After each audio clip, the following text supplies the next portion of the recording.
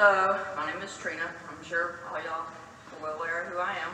I live at 8344 Glen Canyon Drive. I've lived here for 22 years.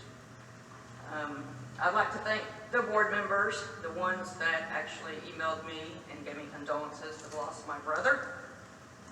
Just so you know, my mother is still on hospice and will probably die within the next 2 months. So in the midst of this, in the pandemic, I'm going to lose my brother and my mother, and I'm having to deal with this. So once my mother dies, you will get my full attention, and that is not something you want.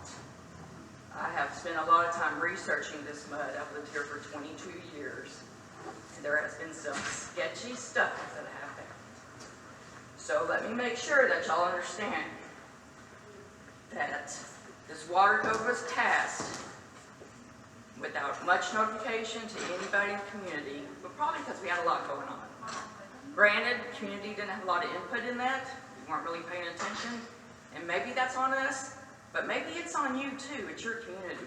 You work, you were appointed, or you were elected by these people. General manager wasn't appointed or elected. She actually works for us. So that is a point. I'm afraid the board has forgotten that part, that they actually work for the residents of this community, and they need to remember that. This community has become so divisive in this, and with the political atmosphere right now, it's just making it worse. Your careless passing of this code that could potentially be very detrimental to a lot of residents in this neighborhood was both a far overreach of your perceived power and also a misguided attempt to get compliance for outdated and vague restrictions. I will assume that you've done the right thing and rescinded the water code. I will also assume that this code has not been rescinded, that Fern Bluff Mud and the directors realize that this facility also has restricted covenants, and that they have been abiding by those restricted covenants, because all the directors here will be expected to do that.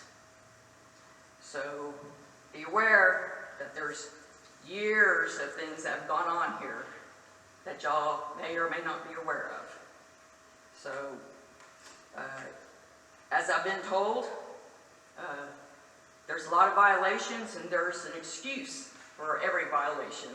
When I talked to the general manager, she said everybody could have an excuse for a violation. The board, including the GM of the mud, has little oversight and even less accountability. There has now been changed, and you will be held accountable for every vote, every non-vote, every absenteeism, every decision you make now. We will be watching every one of you in your decision making. The time of you just doing whatever you think you want to do and it's not going to be held accountable for it is done. There's too many people now. So I hope you choose wisely, and I hope you decide wisely, because you will be held accountable for your decision making now. My suggestion is that you make those decisions wisely and you move forward with care for this neighborhood.